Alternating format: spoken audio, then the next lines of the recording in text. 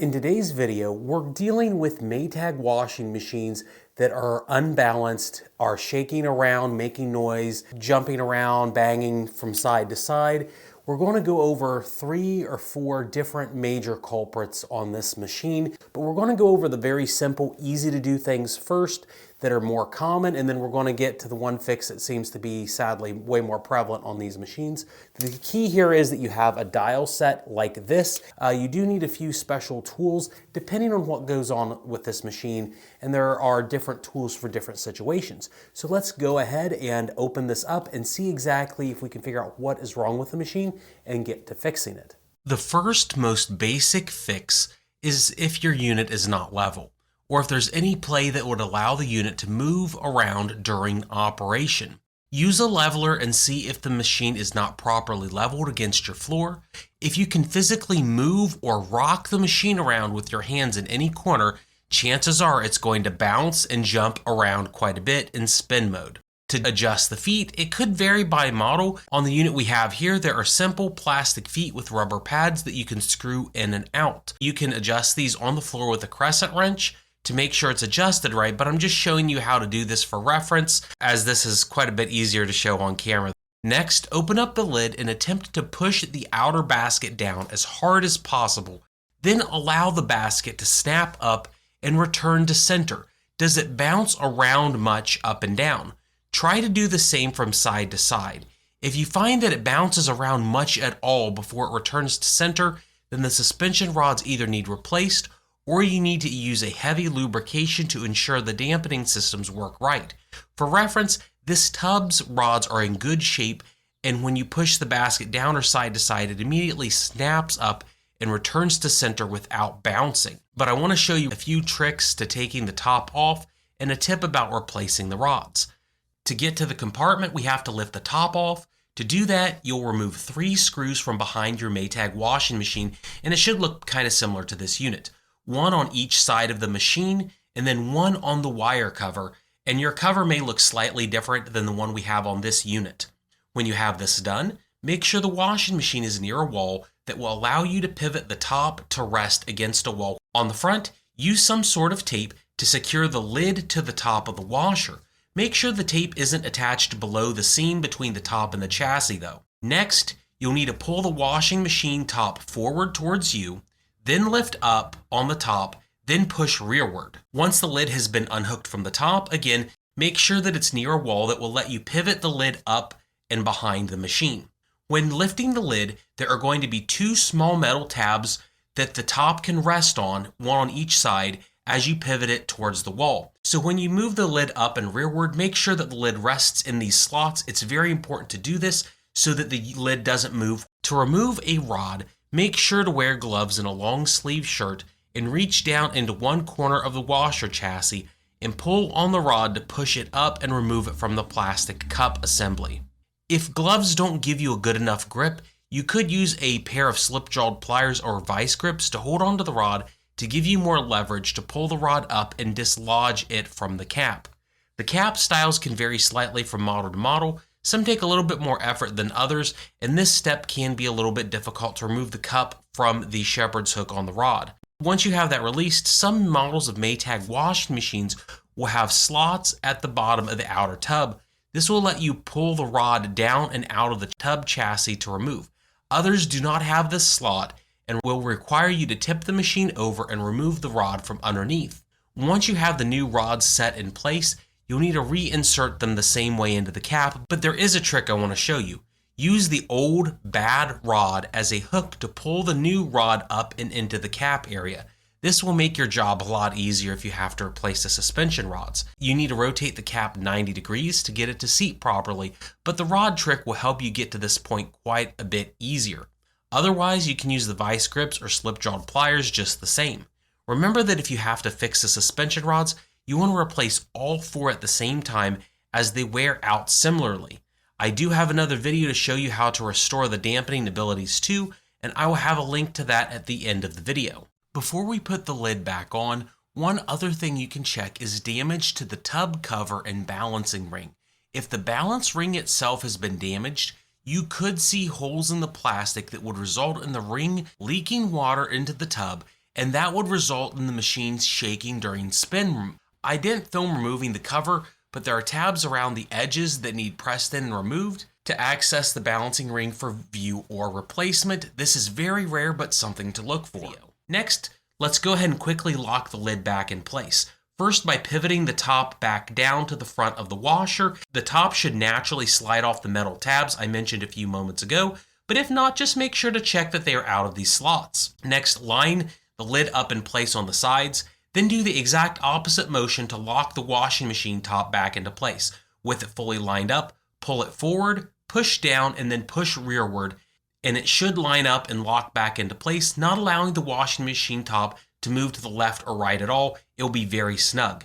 Finally, we're going to make sure that the top is flush with the rear of the machine. Then we want to reinsert the 3 screws into the back of the machine.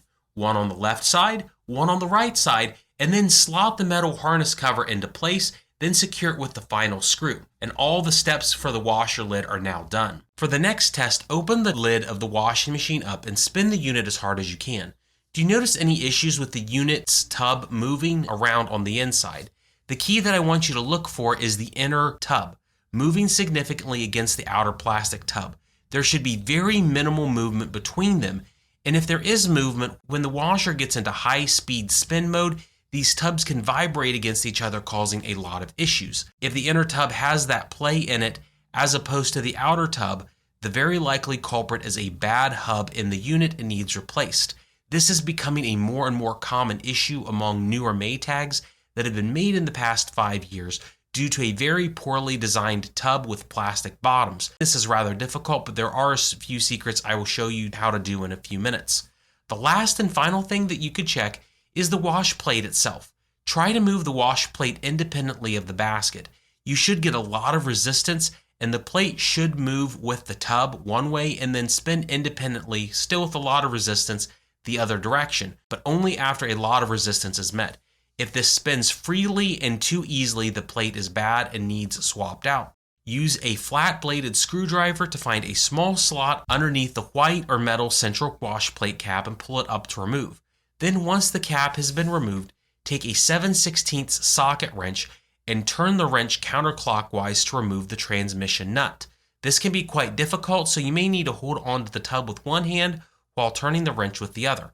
An impact gun with a deep well socket can also make this quite a bit easier to do as well. If you are lucky, then you can simply remove the plate using a pair of vice grips or slip-jawed pliers to pull up on the plastic ring of the wash plate and then out. This is a different washer where I had some easy success on taking the plate out, and honestly, this does not happen very often. If yours doesn't come out like this one is having issues with, here's what I would do. I would put something in the washer to eat away at the rust and gunk, holding the washer plate into place.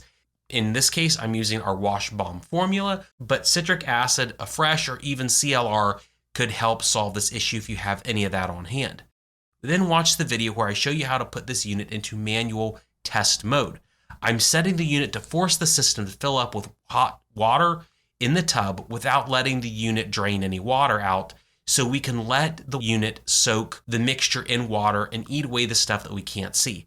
If the manual test mode's too difficult, you could simply take the hose off and just use it with the water valve at the wall and fill it with quite a bit of hot water. I'm going over this test mode somewhat quickly, but I documented, again, all of it in a much longer video, and I'll have a link to that video at the end of this one.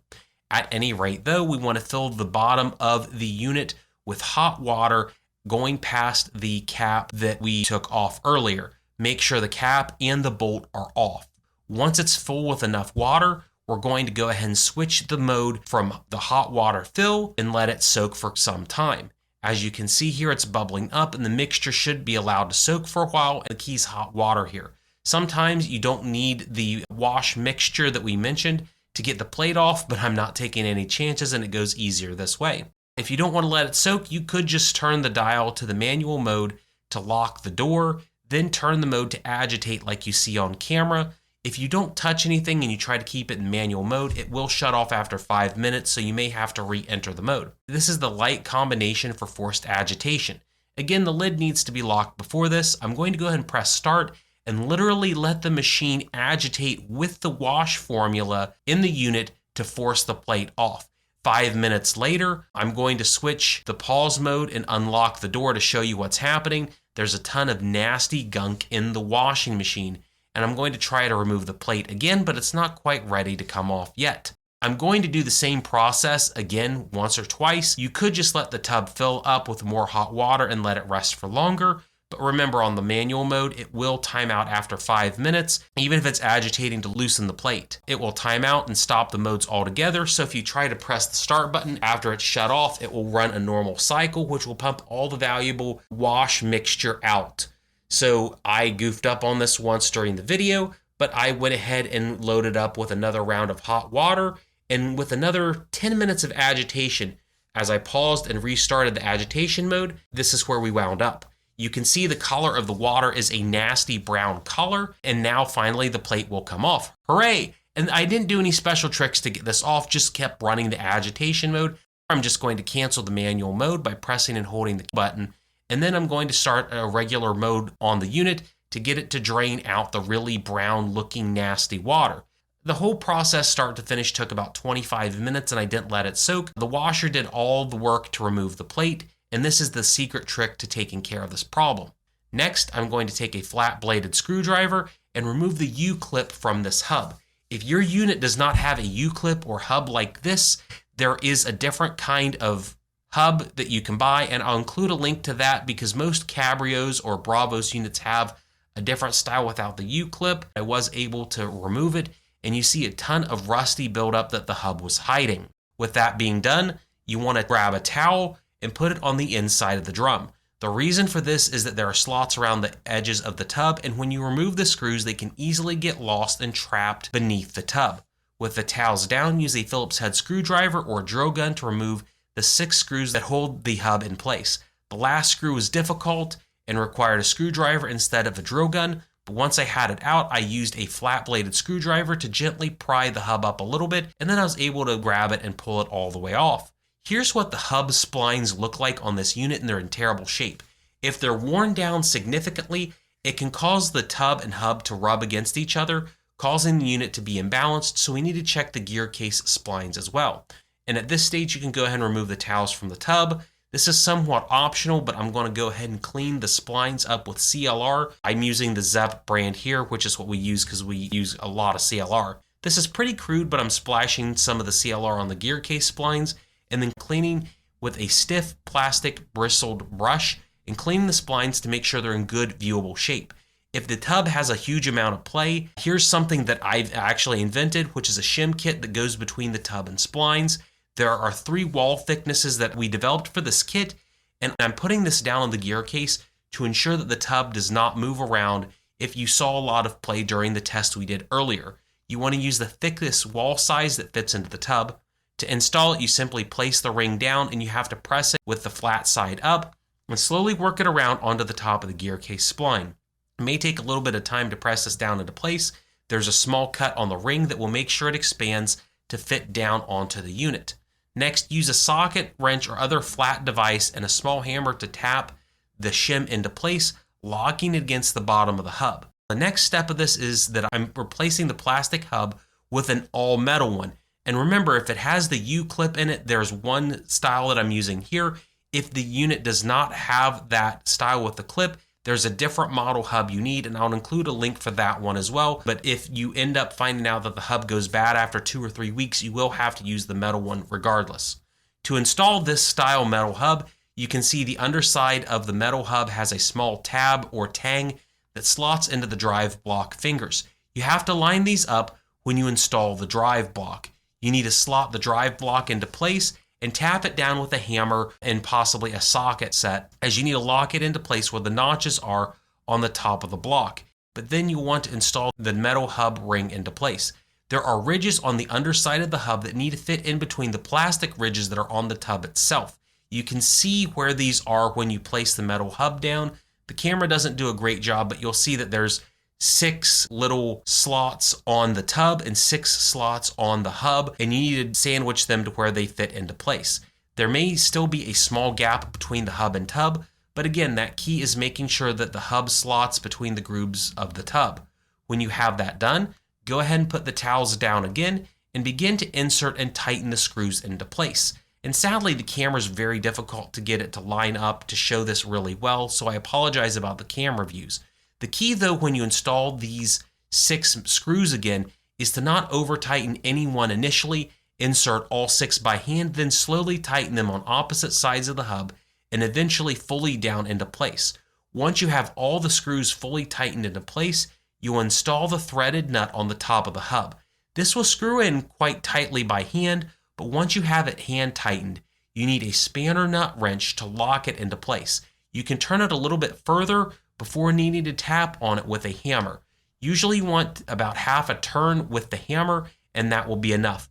Don't over tighten it with the hammer though, because if you go about 1 full turn, that little tang we saw earlier could snap and would cause you to have to buy a new hub, and you definitely want to avoid that. Once you have it all done, put the wash plate back into place, and the splines will need to match up. If you had to replace just the wash plate, you would simply drop it back into place and not have to worry about the tub. The very last thing that you want to do when you put the wash plate in is to put blue thread locker on the wash plate bolt. I'll have a link to what we use for this one-use vial. Once you have put it on, use your 7/16 socket wrench to tighten the bolt back into place, and then put the plastic cap back on.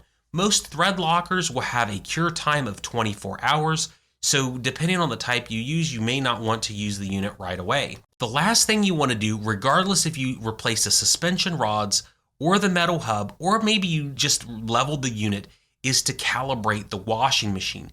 Sometimes this will even solve your issue without having to do anything else at all. To do this, we're going to go back to the diagnostic code that we entered earlier. I do have, again, multiple videos showing you how to do this.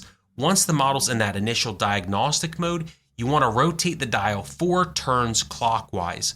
Then you'll press the start button to begin the test. You need to make sure you're basically ready to run a load of clothes, but make sure you don't have any objects or clothes in the machine when you do the recalibration. It will try to rebalance the unit from a default mode in this process. The recalibration mode takes 2 or 3 minutes to do, and once it's done, all the lights will turn off and the unit should be recalibrated and ready to run that load of clothes, again after the thread locker has been fully dried. These are all the different things you can do to help prevent your Maytag washing machine from being unbalanced, making noises in its mode of operation like it's bouncing around. These units are seeing a lot of different problems, and a few years ago it usually was the rods that were bad, but now it tends to be the hub and tub assembly that are bad. I do have a link to buy the metal hub and shim kit in the description, and it is from the website that I run. At any rate though, I hope something in this video helped you and you figured out what was making your machine not run properly, and now it is fixed. Have a great day.